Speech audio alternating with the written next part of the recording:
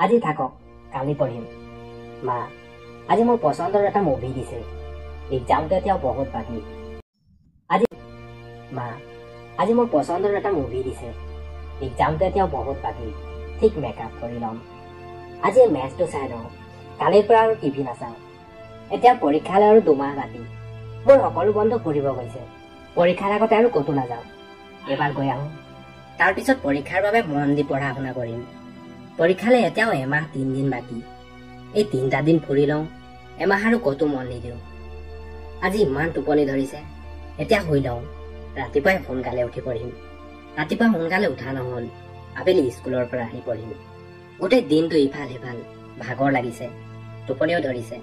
আজি শুই লওঁ। কালি ৰাতিপুৱাৰ পৰা 100% পঢ়িম। ৰিলেট কৰিব পাৰিছা নিজৰ লগত? মোৰ এটা প্ৰশ্ন আছে। কাক এই অজুহাতবোৰ দিছা? কাক পিছা কথা কৈছা? মাক, দেউতাক, দাদাক, টিচাৰক নে নিজকে? তুমি এই মিছা অজুহাতবোৰ সকলোকে দিব পাৰা, কিন্তু আল্টিমেট ঠগিছা কাক? এবাৰ চিন্তা কৰি চোৱা। তুমি পঢ়া শুনা কৰিলে কাৰ লাভ হ'ব? তোমাৰ মা দেউতাৰ, তোমাৰ শিক্ষকৰ নে তোমাৰ নিজৰ? স্কুল কলেজ আৰু ইউনিভাৰ্চিটি সকলোবোৰ মিলাই পঢ়া শুনা কৰিবলৈ তোমাৰ হাতত কিমান বছৰ সময় থাকে? 15 কি 16 বছৰ। আৰু তাৰ মাজত অত্যাধিক সময় অলৰেডি পাৰ কৰি দিছা। আৰু এই বাকী থকা বছৰকেইটা চাওঁতে চাওঁতে পাৰ হৈ যাব। আৰু তাৰ পাছত 1000 চেষ্টা কৰিলেও স্কুলত ঘূৰি আহিব নোৱাৰা। মই জানো পঢ়া শুনা বৰিং। বেছিভাগ ষ্টুডেণ্টৰে পঢ়া শুনা কৰিবলৈ ইচ্ছা নকৰে। পঢ়িব বহিলেই ফেচবুক হোৱাটছএপৰ নটিফিকেশ্যনবোৰে কনচেনট্ৰেট কৰিব নিদিয়ে। পঢ়িব বহিলেই টোপনি ধৰে। এনেকুৱা লাগে যেন কেতিয়াই ষ্টুডেণ্ট লাইফটো পাৰ হ'ব। আৰু যেতিয়া পাৰে কৰিব আছে তেতিয়া সময়খিনি অলপ কষ্ট কৰি পাৰ কৰা। ইণ্ডিয়াৰ মেথ চাবলৈ তোমাৰ হাতত বহুত সময় আছে, কিন্তু পঢ়া শুনাৰ এই সময়বোৰ আৰু ঘূৰাই নোপোৱা। ফেচবুকত কাৰোবাৰ ডিপিত লাইক কমেণ্ট কৰি বা নিজৰ পচন্দৰ টিভি শ্ব' চাই তুমি বিশেষ কিবা জ্ঞান অৰ্জন কৰিব নোৱাৰা।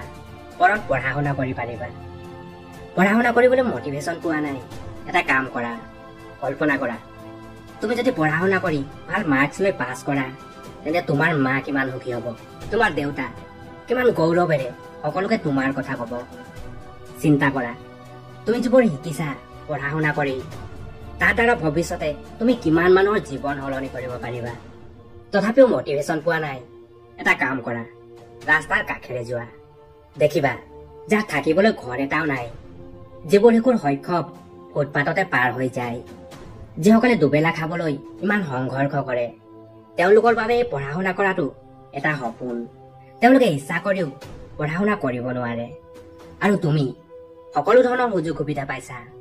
তোমাৰ মা দেউতাই তোমাৰ পঢ়া শুনাৰ কাৰণে একো অভাৱেই ৰখা নাই। তেন্তে তুমি কিয় তোমাৰ ষ্টুডেণ্ট লাইফটো এনেদৰে আজে বাজে কাম কৰি নষ্ট কৰিছা? এক্সামলৈ যিমানেই দিন বাকী নাথাকক কিয়, পঢ়া শুনা কৰিবলৈ সকলোতকৈ ভাল দিন কোনটো জানা? আজিতো। বহুত সময় নষ্ট হ'ল আৰু নহয়। আজিৰ পৰা পঢ়া শুনা আৰম্ভ কৰা। সকলোৰে আগতে নিজকে প্ৰমিচ কৰা। আৰু কেতিয়াও কোনো ধৰণৰ অজুহাত নিজকে নিদিওঁ। পঢ়িব বহি বৰিং লাগে, পঢ়া শুনাক ইণ্টাৰেষ্টিং বনাই লোৱাৰ উপায় বিচাৰা। পঢ়িব বহিলেই টোপনি ধৰে। উঠা, চকুত পানী মাৰি আকৌ পঢ়িব বহা। ফেচবুকৰ পৰা অহা নটিফিকেশ্যনবোৰে পঢ়াত মন বহিব দিয়া নাই। মোবাইল অফ কৰি পঢ়া। কিন্তু পঢ়া, আজিৰ পৰা পঢ়া। নতুন কিবা শিকিবলৈ পঢ়া। মাৰ মুখৰ হাঁহিৰ কাৰণে পঢ়া। দেউতাৰ পৰিশ্ৰমৰ মূল্য দিবলৈ পঢ়া। নিজৰ জীৱনটো ভাল কৰিবলৈ পঢ়া। চিন্তা কৰা সেই দিনটোৰ কথা, যিদিনা পঢ়া শুনা কৰি সফল মানুহ হবা আৰু নিজৰ মাৰ কাষলৈ আহিবা। তোমাৰ মাৰ মুখত থাকিব আনন্দৰ চকু পানী, মুখত থাকিব পৰম তৃপ্তিৰ হাঁহি। সেইদিনা তোমাক কেনেকুৱা লাগিব? সেই দিনটোক সঁচা কৰিবলৈ পঢ়া। আজিৰ পৰাই পঢ়া, এতিয়াৰ পৰাই পঢ়া। ভিডিঅ'টো যদি বুজি পাইছা তেন্তে ভিডিঅ'টো শ্বেয়াৰ কৰিবা আৰু কমেণ্টত লিখি যাবা মই পঢ়িম। আৰু ইনষ্টাগ্ৰামত যদি মোক ফ'ল' কৰা নাই তেন্তে ফ'ল' কৰি ল'বা। ডিছক্ৰিপশ্যনত লিংক দিয়া আছে। ধন্যবাদ। আজি থাকক, কালি পঢ়িম। মা, আজি মোৰ পচন্দৰ এটা মুভি দিছে। এক্সামটো এতিয়াও বহুত বাকী। ঠিক মেকআপ কৰি ল'ম। আজি এই মেচটো চাই লওঁ। কালিৰ পৰা আৰু টিভি নাচাওঁ। এতিয়া পৰীক্ষালৈ আৰু 2 মাহ বাকী। মোৰ সকলো বন্ধু ফুৰিব গৈছে। পৰীক্ষাৰ আগতে আৰু ক'তো নাযাওঁ। এবাৰ গৈ আহোঁ। তাৰ পিছত পৰীক্ষাৰ বাবে মন দি পঢ়া শুনা কৰিম। পৰীক্ষালৈ এতিয়াও এমাহ 3 দিন বাকী। এই 3টা দিন ফুৰি লওঁ, এমাহ আৰু ক'তো মন নিদিওঁ। আজি ইমান টোপনি ধৰিছে, এতিয়া শুই লওঁ। ৰাতিপুৱাই সোনকালে উঠি পঢ়িম। ৰাতিপুৱা সোনকালে উঠা নহ'ল, আবেলি স্কুলৰ পৰা আহি পঢ়িম। গোটেই দিনটো ইফাল সিফাল, ভাগৰ লাগিছে, টোপনিও ধৰিছে। আজি শুই লওঁ, কালি ৰাতিপুৱাৰ পৰা 100% পঢ়িম। ৰিলেট কৰিব পাৰিছা নিজৰ লগত? মোৰ এটা প্ৰশ্ন আছে, কাক এই অজুহাতবোৰ দিছা? কাক মিছা কথা কৈছা? মাক, দেউতাক, দাদাক, টিচাৰক নে নিজকে?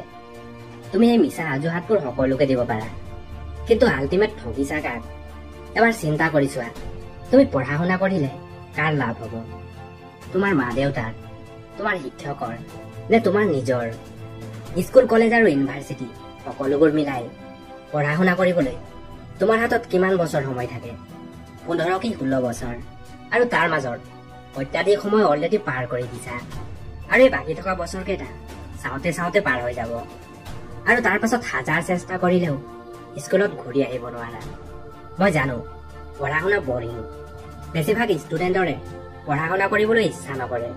পঢ়িব বহিলেই ফেচবুক হোৱাটছএপৰ নটিফিকেশ্যনবোৰে কনচেনট্ৰেট কৰিব নিদিয়ে। পঢ়িব বহিলেই টোপনি ধৰে।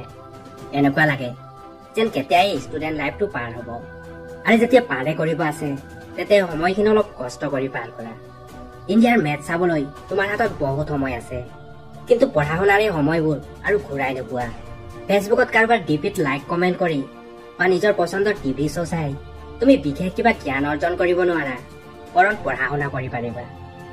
পঢ়া শুনা কৰিবলৈ মটিভেশ্যন পোৱা নাই?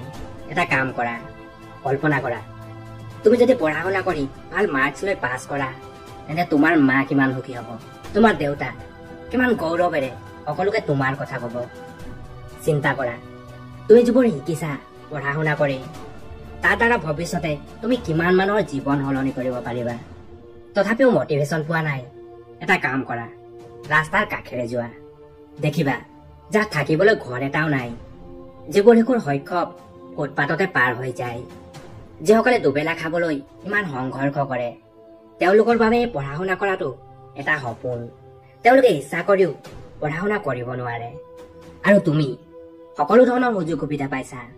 তোমাৰ মা দেউতাই তোমাৰ পঢ়া শুনাৰ কাৰণে একো অভাৱেই ৰখা নাই, তেন্তে তুমি কিয় তোমাৰ ষ্টুডেণ্ট লাইফটো এনেদৰে আজে বাজে কাম কৰি নষ্ট কৰিছা?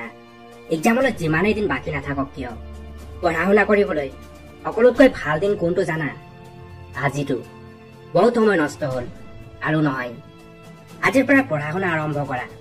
সকলোৰে আগতে নিজকে প্ৰমিচ কৰা, আৰু কেতিয়াও কোনো ধৰণৰ অজুহাত নিজকে নিদিও।